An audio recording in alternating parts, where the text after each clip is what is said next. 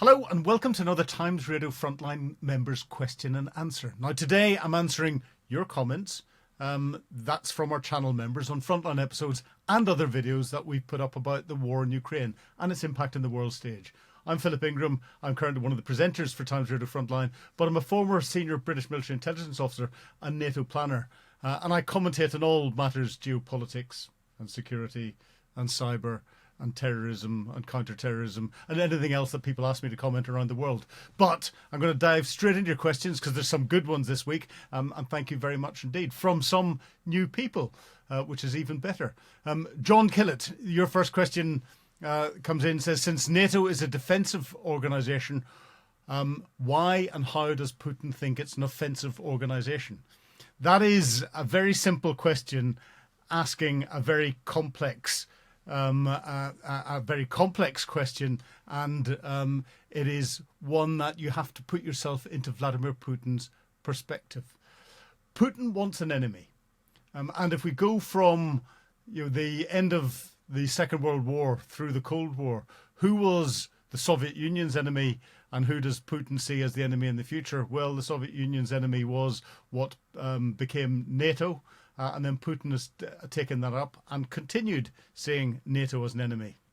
And there's no point in trying to persuade your people that your enemy is only there to defend if you attack.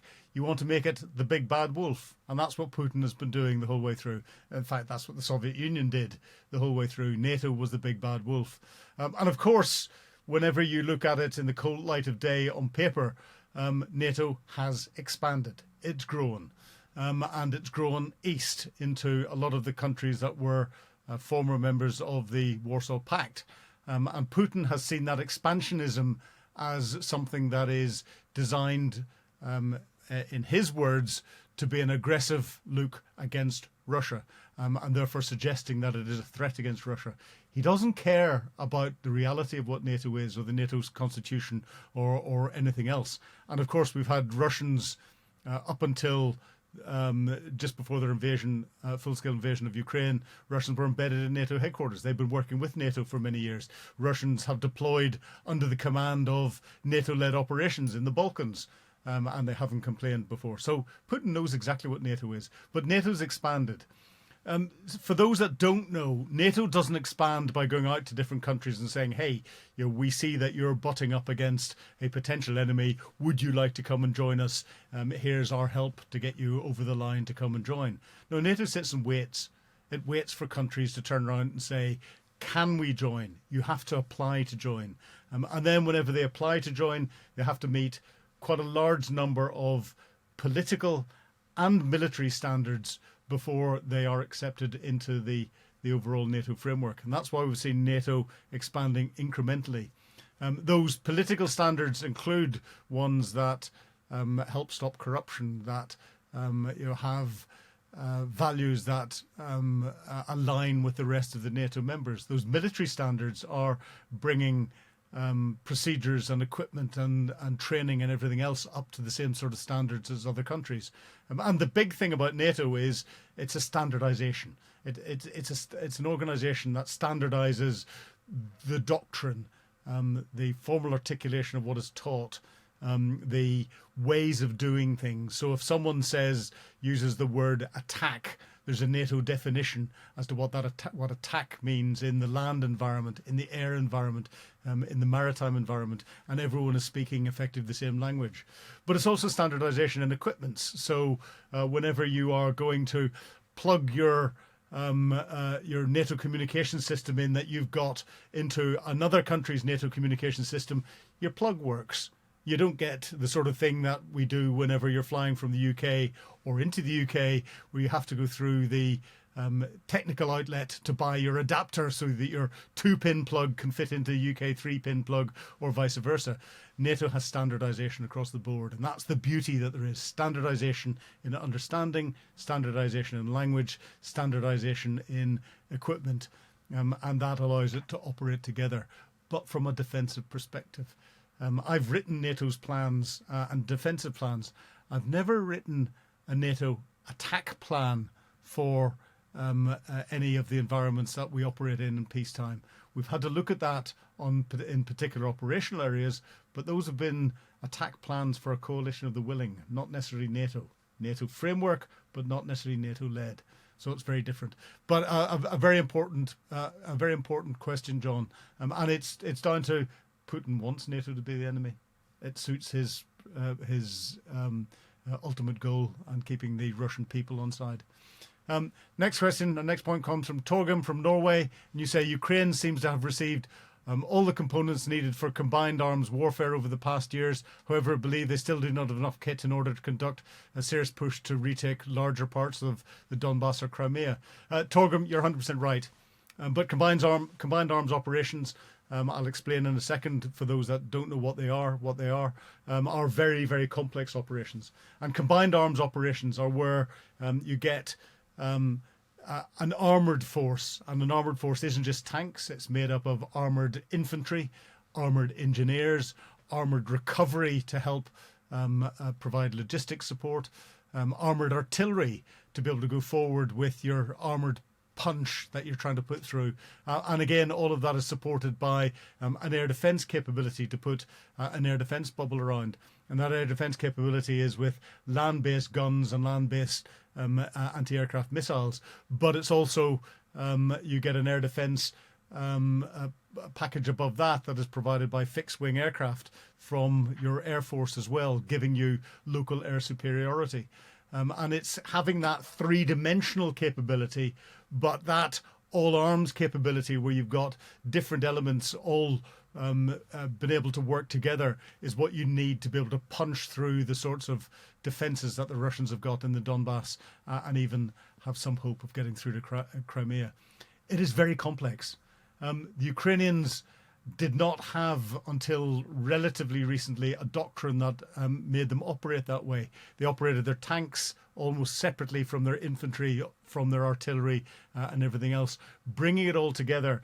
Putting this into perspective, in the British military, it takes a formation, a brigade-sized formation, where every single element of the brigade knows how to operate their equipment to the highest standards. So the tankies know how to operate their Challenger 2, soon to be Challenger 3 tanks perfectly well and drive and fight them. The infantry know how to fight from their infantry fighting vehicles and elsewhere. The combat engineers know how to do the combat engineering. The artillery know how to do their artillery.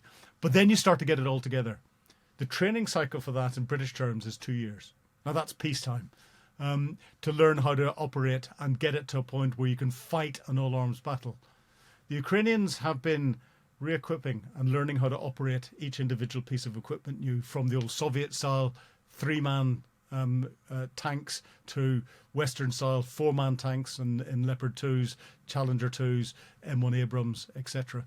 And that's every piece of equipment. So they've been learning from the lowest piece level up as to how to operate and fight the equipment, and then to start to bring it all together. They've been doing that whilst they've been fighting a high intensity conflict where the Russians have been trying to break through their defensive lines. That is no mean feat, and I don't think any other nation in the world could do it. And the Ukrainians are starting to get it together. Oh, and add in the fact that they don't have all the kit. They don't have as much air defence capability that they can push forward, and they certainly don't have enough fixed-wing aircraft to give you that local air superiority bubble that you need to put over it to allow them to punch forward.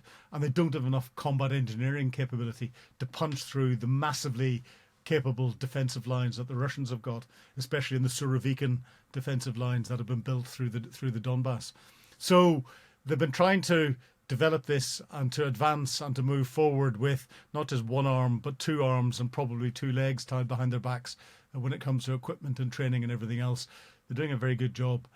And I think some of the counteroffensives we've seen around the north of the cauldron at Pokrovsk recently, where the Azov brigades from the Azov Corps, the Azov Brigade, have manoeuvred forward and punched a Russian breakthrough, dislocating its activity, cutting it off and destroying it, is a clear indication that the Ukrainians are learning this very, very well indeed. I think they're probably another year or so off been able to put together a proper all-arms package to punch into the Donbass.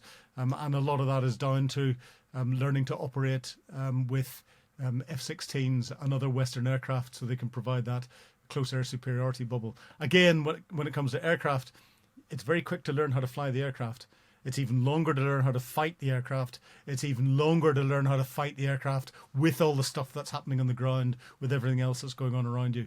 This is very, very complex indeed. But Torgrim, good question, and you clearly understand it. David Gelting, you come in with the next one. You says, does NATO respect international law, the laws that Putin makes up from to suit himself?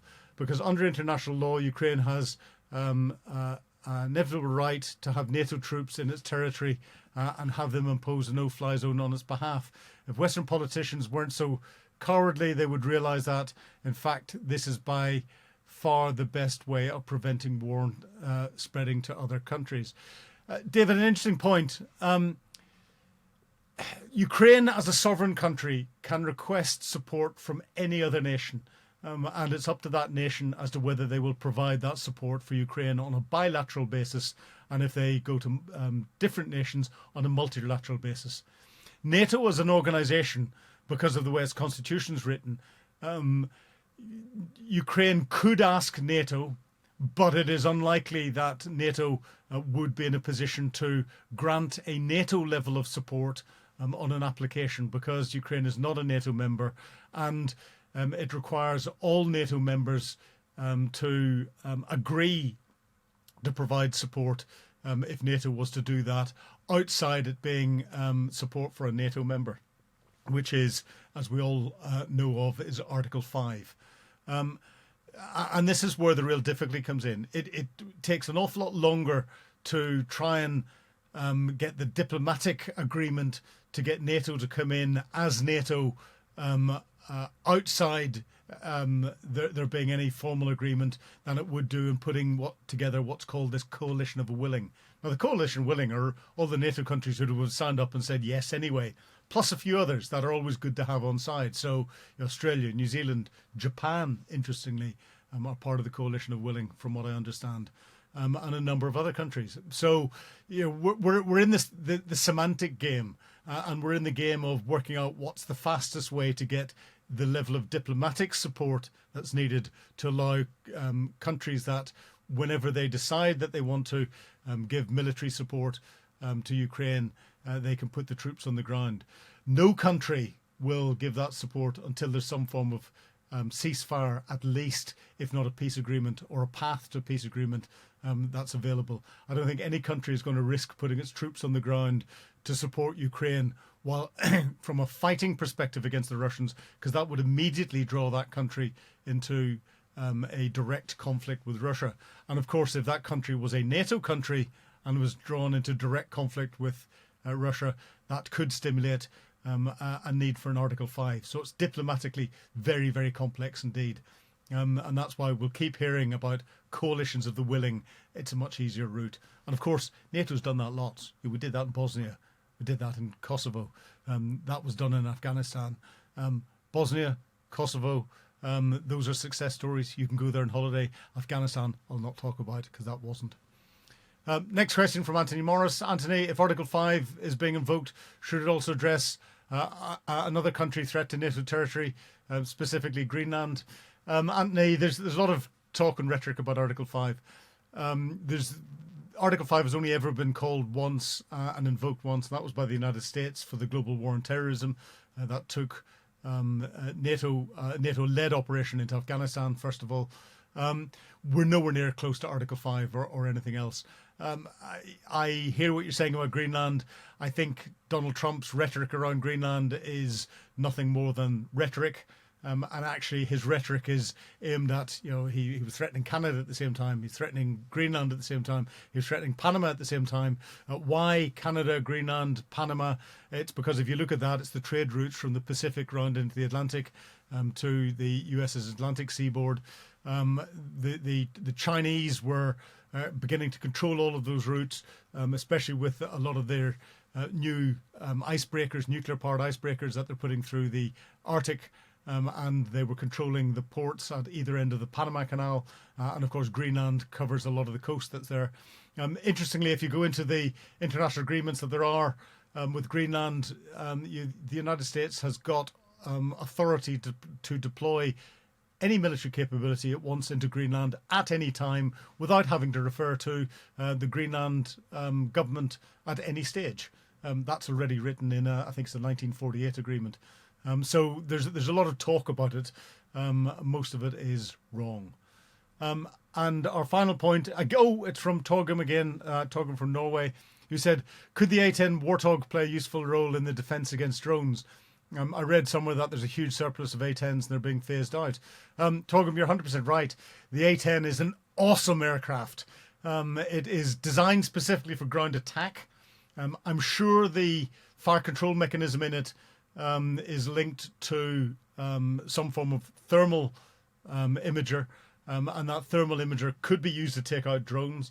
However, whenever the Gatling gun's firing on that, there's an awful lot of very high caliber ammunition flying all over the area. So the pilot would need to be very careful as he's shooting drones down that it's not over built up areas or in the path of where he's firing at some stage in the distance, there aren't houses and other things, because that could get very messy indeed. And therefore, whether it's the right aircraft to take drones out, I'm not sure. But certainly, I personally believe, having seen A-10 Warthogs operate, they are awesome aircraft, and they bring with them a psychological impact that is something that is very difficult to measure. I would hope that the United States would send a lot of those to Ukraine. The Ukrainians could certainly make very, very good use of them. And our next and final point comes from Doris McMullen. And Doris, you said, did Poland have support personnel and resources in Ukraine? Excuse me, I'll start that again. From Doris McMullen. Did Poland have support personnel and resources in Ukraine? Did any other European country? Did these countries pull the resources back to defend their own country? Doris, I'm not quite sure where you're coming from with that. Poland is one of the main routes in and out for all the countries that are providing support into Ukraine. Because Polish airfields and Polish railway lines are being used and Polish roads are being used for logistic packages that are taking military material into Ukraine. That's widely known, as are other countries bordering on Ukraine, other NATO countries. Whether Poland has any personnel and resources in Ukraine, they've got their embassy there. They had, I'm sure, before the war started, as did other nations. Do nations have capabilities in and out of Ukraine at the minute? Of course they do. There's normal military liaison going on, but there's nothing in there that is providing frontline support at the minute. And therefore, I think probably just about every European country has had military personnel in there at some stage. And the countries did pull them back whenever the full-scale invasion happened. The UK had a big training team in Ukraine. They were pulled back, and Operation Interflex continued as a training package based in the UK. There is some discussion, should there be a ceasefire or peace agreement, that will move back into Ukraine again. Of course, the French have got a training package in France, and other European countries are supporting the French, the UK, and are providing their own training packages in their own countries for some Ukrainian capability, including the Germans. So it's a very fluid situation. And troops were pulled back, capability was pulled back, but it's ready to go back in again as necessary. But good question, Doris. Thank you very much indeed. And thank you all for your points. Remember, if you want to get exclusive access to Times Radio Frontline content, please sign up for Times Radio membership. And, of course, you can get us on your favourite podcast channels as well. Just search for Times Radio Frontline. And please, if you want your questions answered, get a membership. Put your questions in, flag them up, make sure they're interesting, and we'll get one of our producers, like D. John's happily producing today, to come and find that question and put it to me, and I'll try and answer it next week. But thank you very much indeed for your time, and goodbye.